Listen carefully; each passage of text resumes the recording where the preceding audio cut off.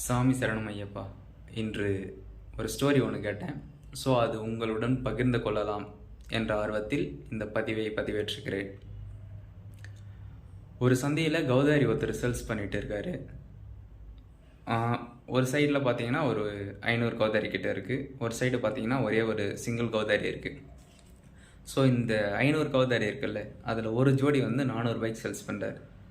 ஆப்போசிட்டில் சிங்கிள் கௌதாரி இருக்குல்ல, அதை வந்து 5000 ரூபாய்க்கு சேல்ஸ் பண்ணுறாரு. ஒருத்தர் வந்து கௌதாரி வாங்க வராரு. என்னப்பா வேலை அப்படின்னு கேட்குறாரு.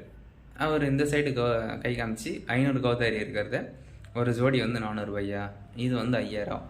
ஏன் இந்த விலை மாற்றங்கள் அப்படின்னு கேட்குறாங்க. ஸோ அதுக்கு வந்து அந்த வியாபாரி சொல்கிறாரு, இந்த ஒரு கௌதாரி வச்சு தான் இந்த மித்த கௌதாரிலாம் நான் பிடிக்கிறேன். அது எப்படி அப்படின்னு கேட்கும்போது, அது எப்படின்னா, இந்த கௌதாரி நான் ட்ரெயின் பண்ணுறேன், அதுக்கு ஃபுட்டு கொடுக்குறேன். அது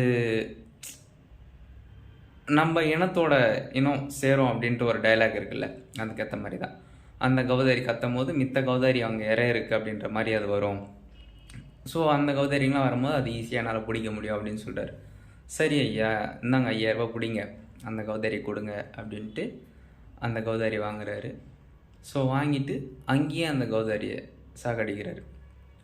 சுற்றி இருக்கிறவங்களாம், என்ன ஐயா உனக்கு கிறுக்கு பிடிச்சிருச்சா, நீ என்ன லூஸா, அறிவில்லையா அப்படின்லாம் கேட்குறாங்க. அதுக்கு அவர் சொல்கிறாரு, ஸோ இந்த கௌதாரி நான் எதுக்கு சாகடிச்சேன்னா, அந்த கௌதாரிக்கு ஒரு மனுஷன் வந்து இறை கொடுக்குறான் அப்படின்றதுக்காக தான் இனத்தையே அது காட்டி கொடுக்குது.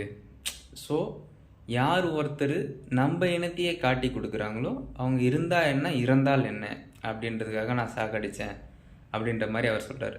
ஸோ இந்த ஸ்டோரி மூலம் என்ன வருதுன்னா, ஒரு சமூகம் முன்னேறணும்னா அந்த சமூகத்தில் எல்லாருமே அந்த சமூகத்துக்கு ஒத்துழைக்க வேண்டும்.